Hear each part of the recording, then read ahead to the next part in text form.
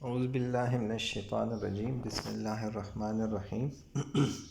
मेरा नाम डॉक्टर ज़ुहैब शाह है और आज हमारा टॉपिक ऑफ डिस्कशन जो है वो एज रिलेटेड मैकुलर डीजेनरेशन पे है। हम इस टॉपिक में डिस्कस करेंगे कि मैकुलर डीजेनरेशन जो है एज रिलेटेड जो एक डिज़ीज़ है, एक डिस्ट्रॉफी है, ये क्या होती है और इसकी प्रेवलेंस क्या होती है, रिस्क फैक्टर्स क्या होते हैं और पैथोजेनेसिस क्या होती है, पैथोफिजियोलॉजी क्या होती है। इसके अलावा इसके टाइप्स क्या होते हैं, कौन कौन से टाइप्स इसके होते हैं और उसके अलावा फिर इसके पॉसिबल ट्रीटमेंट क्या है। तो ये सारी चीज़ें हम वन बाय वन डिस्कस करेंगे। सबसे पहले एज रिलेटेड मैकुलर डीजेनरेशन, जिस तरह ये नाम से ज़ाहिर होता है कि ये एज के साथ एक मैकुलर डीजेनरेटिव डिज़ीज़ है। ठीक है, इसमें क्या होता है कि इसमें मैकुला के जो एरिया है, स्पेसिफ़िकली मैकुला का जो एरिया है उसकी डीजेनरेशंस होती हैं और उसकी जो डीजेनरेशन होती हैं तो बेसिकली मैकुला रेटिना का सेंट्रल पॉइंट है, सेंट्रल पार्ट है। मैकुला के पीछे, हमारे मैकुला के पीछे जो है रेटिना का आरपीई लेयर है, रेटिनल पिगमेंटेड एपिथेलियम, और फिर रेटिनल पिगमेंटेड एपिथेलियम के पीछे कोरॉइड है। तो जिस तरह हमने एनाटॉमी में डिस्कस किया है कई दफ़ा कि मैकुला की जो ब्लड सप्लाई है या मैकुला की जो नरिशमेंट है वो कोरियो कैपिलरीज से हैं जो कोरॉइड में होते हैं। तो नॉर्मली कोरियो कैपिलरीज जो है वो मैकुला को नरिश करते हैं, वो इसको ब्लड सप्लाई वहाँ से हैं, रेटिनल ब्लड वेसल से नहीं है, सेंट्रल रेटिनल आर्टरी से नहीं है। अब ये तो नॉर्मल फिजियोलॉजी है कि वहाँ से इसकी नरिशमेंट होती है और ये अपना विजन करता है। और हमने ये भी डिस्कस किया है कि मैकुला में मैक्सिमम नंबर ऑफ कॉन्स होते हैं, मतलब मैकुला में बहुत ज़्यादा कॉन्स, सारे रेटिना के साथ अगर हम कंपेयर करें तो मैकुला में मैक्सिमम नंबर ऑफ कॉन्स होते हैं और फिर थोड़ा सा पेरिफेरी में जितना जाता है रॉड्स भी आ जाते हैं। ठीक है, तो नॉर्मली कोरियो कैपिलरीज जो है वो इसको नरिश करते हैं। इस डिज़ीज़ में क्या होता है कि एज के साथ ज़्यादातर 50 साल के बाद जब लोगों की एज हो जाती है तो मैकुला में आरपी रेटिनल पिगमेंटेड एपिथेलियम की एट्रोफी हो जाती है। जब वो एट्रोफी होती हैं तो वहाँ से फिर ड्रूजन येलो लाइक स्पॉट्स या पिगमेंट्स या एक्सुडेट्स जो है वो जमा होते हैं आरपी और कोराइड के दरमियान। तो वो जो येलो या पेल जो ड्रूजन्स होते हैं वो यहाँ पे जमा होना शुरू होते हैं। तो इसकी जो टाइप्स है वो टाइप्स दो हैं। एक को हम कहते हैं ड्राई ARMD और एक को हम कहते हैं वेट ARMD। ये सब हम डिस्कस करेंगे। तो थोड़ी सी यहाँ पे मैं खुलासा बता रहा था कि इसमें क्या होता है कि RP की एट्रोफी होती हैं और आज RP के साथ कोराइड की भी, कोरियो कैपिलरीज की भी एट्रोफी होती हैं। अच्छा, तो जैसे हमने डिस्कस किया कि मैकुला के पीछे जो आरपी है और कोराइड है, वहाँ एक आरपी और कोराइड के दरमियान जो है ये ड्रूजन एकोमुलेट होना शुरू हो जाते हैं। और जब ये एकोमुलेट होना शुरू हो जाते हैं तो ये रेटिनल डिटेचमेंट करते हैं या रेटिना को डिटेच कर सकते हैं। और जैसे हमें पता है कि मैकुला जो है सेंट्रल विजन हमें देता है, बिल्कुल सेंट्रल विजन। तो अगर मैकुला जो है इसमें डीजेनरेशंस आ गई, इसमें ड्रूजन्स आ गई, इफ़ेक्ट हो गई, तो इसका ये मतलब है कि हमारा सेंट्रल जो विजन है अब वो ख़राब हो गया और सेंटर में एक ब्लैक स्पॉट नज़र आएगा, ब्लैकिश, हमें एक विजुअल फील्ड में हमारे एक ब्लैक स्पॉट या स्कोटोमा होगा। मैं अगर आपको यहाँ डायग्राम में दिखा दूँ, यहाँ पे अगर आप देखें तो सबसे जो ऊपर वाला इमेज है, सबसे जो ऊपर वाला इमेज है, इसमें अगर आप देखें तो ये रेटिना है और फिर ये कोरियो कैपिलरीज है। ये जो blood vessels, red red blood vessels, ये कोरियो कैपिलरीज है। तो इन कोरियो कैपिलरी से नरिशमेंट मिलती है मैकुला को। अगर हम दूसरे इमेज को ऊपर से फिर हम दूसरे इमेज को देखें तो ये अगर देखें हम, ये कोराइड है और ये आरपी और कोराइड के दरमियान येलोविश ड्रूजन्स एकोमुलेट हुए हैं। येलोविश, इस पिक्चर को अगर हम गौर से देखें तो ये येलोविश ड्रूजन्स है। इसको हम कहते हैं ड्राई ARMD। ये जो है ये एक्सुडेट्स होते हैं, ये येलोविश स्पॉट्स होते हैं और ये यहाँ पे एकोमुलेट होते हैं और इसी की वजह से रेटिनल डिटैचमेंट हो जाती हैं। अब ये जब मैकुलर एरिया में जमा हुए हैं, इसका ये मतलब है कि हमारा सेंट्रल जो विजन है वो ख़राब होगा। अगर हम ऊपर से थर्ड इमेज को देखें तो इसमें ये हैं early wet ARMD। Wet ARMD में क्या होता है, उसमें न्यू वस्कुलराइजेशन शुरू हो जाती है और ये देखें, ये यहाँ पे ये छोटे छोटे ब्लड वेसल्स ये आ गए हैं। अब अगर ये यही केस एडवांस में चला जाए तो एडवांस में न्यू वस्कुलराइजेशन और भी आ जाते हैं और इससे हेमरेजेस और एक्सुडेट्स निकलते हैं और वो हेमरेजेस जो हैं वो फिर रेटिनल डिटैचमेंट में और भी हेल्प करते हैं। तो ये दो टाइप्स हैं ARMD के, एक ड्राई ARMD है और एक वेट ARMD है। ड्राई में हमारे पास येलोविश ड्रूजन्स एकोमुलेट होते हैं और वेट ARMD में हमारे पास हेमरेजेस और एक्सुडेट्स और न्यू वस्कुलराइजेशन होती हैं। अब हम एक एक टाइप को डिस्कस करते हैं, थोड़े डिटेल के साथ हम डिस्कस करते हैं। तो पहले हम आते हैं ड्राई ARMD। ड्राई ARMD जो है ये कॉमन है, ये ज़्यादा कॉमन है। 90% केसेस में हमारे पास ड्राई ARMD या इसको हम एट्रोफिक ARMD भी कहते हैं। एट्रोफिक ARMD हम इसको इसीलिए कहते हैं कि इसमें जो मैकुला के पीछे रेटिनल पिगमेंटेड एपिथेलियम है उसकी एट्रोफी हो जाती हैं, उसकी एज के साथ या कोई दूसरे रिस्क फैक्टर्स की वजह से उसकी एट्रोफी हो जाती है। अब जब RP की एट्रोफी हो गई, रेटिनल पिगमेंटेड एपिथेलियम की एट्रोफी हो गई, तो हमने एनाटॉमी में डिस्कस किया है कि हमारे जो रॉड्स एंड कोन्स हैं वो जो है RP के साथ अटैच होते हैं। अब जब RP जो है एट्रोफिक हो गया तो रॉड और कोन्स जो है वो जो नॉर्मल उसकी रिसाइकलिंग होती है उनके पिगमेंट्स की और मुख्तलिफ वेस्ट प्रोडक्ट जो RP रिमूव करने में हेल्प करता है और जो मैक्रोफेजेस RP में होते हैं, जो रॉड्स और कोन्स के फंक्शंस की वजह से जो वेस्ट प्रोडक्ट बनते हैं वो भी RP में जो मैक्रोफेजेस होते हैं उसको इनगल्फ करते हैं। अब RP जो है ख़ुद एट्रोफिक है, ख़ुद वो डिजेनरेटेड है, तो ये सारे फंक्शंस नहीं होंगे। जब ये नहीं होंगे और येलो ड्रूजन्स होंगे, येलो स्पॉट्स होंगे, तो जो सेंट्रल विजन है वो ख़राब होंगी। लेकिन याद रखें कि ड्राई ARMD इतनी जल्दी नहीं होती और इतनी सीवियर भी नहीं होती। ये स्लोली विजन पे इफ़ेक्ट करती हैं और टाइम के साथ साथ स्लोली ये आगे एडवांस होती हैं और विजन कम होती जाती हैं। ये कॉमन है लेकिन इसमें विजन उतनी सीवियरिटी के साथ डिस्टर्ब नहीं होती जितनी वेट ARMD में होती हैं। अच्छा, अब इसकी ट्रीटमेंट क्या है? तो इसकी कोई एज सच मेडिकल ट्रीटमेंट या सर्जिकल ट्रीटमेंट नहीं है। हाँ, इसमें ये अगर हम विटामिन ए सप्लीमेंट्स दें और हम ये ल्यूटीन, जेजेंटीन ये चीज़ें दें तो इसके साथ इसमें ये जो कंडीशन है जो एज के साथ आती हैं ये डिले हो सकती हैं या जो इसकी इंटेंसिटी है वो इंटेंसिटी कम हो सकती हैं। तो ऐसे कंडीशन में हमारे पास विटामिन ए सप्लीमेंट्स जो मुख्तलिफ़ हमारे पास टैबलेट्स मार्केट में आते हैं मुख्तलिफ़ नाम के साथ, वो अगर हम दें तो ये उसको थोड़ा सा रिग्रेस करता है और इस कंडीशन को थोड़ा सा डिले करता है। अब हम आते हैं वेट ARMD पे। तो इसको वेट इसीलिए कहते हैं क्योंकि इसमें न्यू वस्कुलराइजेशंस होती हैं, हेमरेजेस होती हैं, एक्सुडेट्स होती हैं। इसको न्यूवास्कुलर ARMD भी कहते हैं, इसको एक्सुडेटिव ARMD भी कहते हैं और इसको वेट ARMD भी कहते हैं। इसमें क्या होता है कि इसमें जिस तरह हम कहते हैं कि RP और कोराइड के दरमियान जो है ब्रुच मेम्ब्रेन जो है वो एक ब्लड रेटिनल बैरियर का काम करता है। तो इसमें वो ब्रूच मेम्ब्रेन जो है वो डिस्टर्ब होता है और उसी ब्रूच मेम्ब्रेन से फिर न्यू वेसल्स जो होते हैं वो एंटर होना शुरू हो जाते हैं।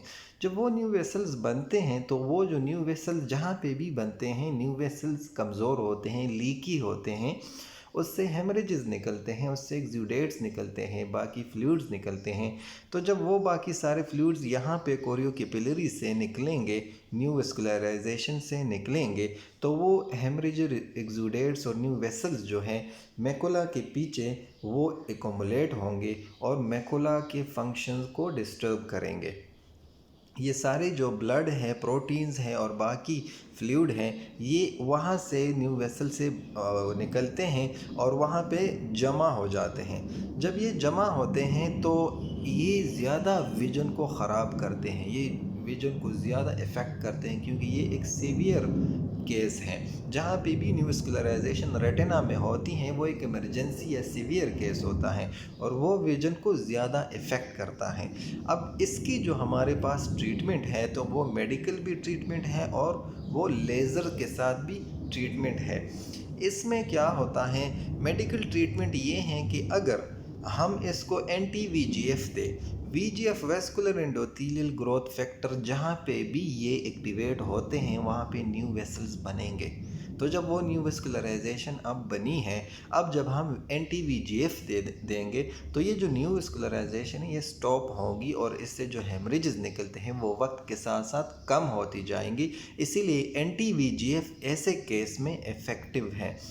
दूसरा जो हमारे पास ऑप्शन है वो है हमारे पास लेज़र फोटोकोगुलेशन है और लेज़र से हम ये जो न्यू वेसल्स हैं इसको हिट करते हैं ताकि इससे जो हेमरेजेस हैं या इससे जो एक्सुडेट्स निकलते हैं वो स्टॉप हो जाए, वो ना निकले। तो एंटी वीजीएफ जो कॉमनली मार्केट में एवेस्टिन के नाम से पहचाने जाते हैं, इंट्राविट्रियल देते हैं और मंथली बेसिस पे देते हैं ताकि ये जो हेमरेजेस हैं ये स्टॉप करे और मैकुला का जो फंक्शन है वो ज़्यादा ख़राब ना हो बल्कि इम्प्रूव करे। यहाँ पे अगर हम इस पिक्चर को देखें तो ये देखें, ये सबसे आउटर जो है कोराइड है और कोराइड में कोरियोकैपिलरीज है, ठीक है। फिर इनर साइड पे जितना हम जाते हैं तो आरपी है। अब ये जो स्मॉल रेड ब्लड वेसल्स बने हैं कोराइड के दरमियान और आरपी के दरमियान, ये न्यू वस्कुलराइजेशन है और ये सारा पार्ट जो है ये मैकुलर एरिया है, मैकुलर पार्ट है। तो यहाँ पे न्यू वेसल्स जो हैं वो एकोमुलेट हुए हैं और इस न्यू वेसल से हेमरेजेस एक्सुडेट्स निकलते हैं। तो यहाँ पे जो आरपी के साथ रॉड एंड कॉन्स अटैच हैं वो अपना फंक्शन नहीं कर सकेंगे। इसीलिए हमारे सेंटर में वो जो विजन है, जो सेंट्रल विजन जिसको हम कहते हैं, वो विजन नहीं होंगी। तो वेट ARMD जो है ये ज़्यादा डेंजरस है लेकिन ये कॉमन नहीं है, ठीक है। अब यहाँ पे देखें CNV, कोराइडल न्यू वेस्कुलराइजेशन, ये वेट ARMD में कोराइडल न्यू वेस्कुलराइजेशन बनते हैं। अच्छा, अब साइन और सिम्टम्स क्या है? तो एट्रोफिक ARMD में या ड्राई ARMD में हमारे पास gradual impairment of central vision होता है। वक्त के साथ साथ ग्रेजुअली विजन ख़राब होता है और दोनों आइज़ में होता है, लेकिन ज़रूरी नहीं है कि सिमेट्रिकल हो, सेम टाइप हो, डिफरेंट हो सकता है। इसी तरह हमें येलो ड्रूजन्स या येलो पिगमेंट्स जो हैं या येलो स्पॉट्स जो हैं वो हमें नज़र आते हैं।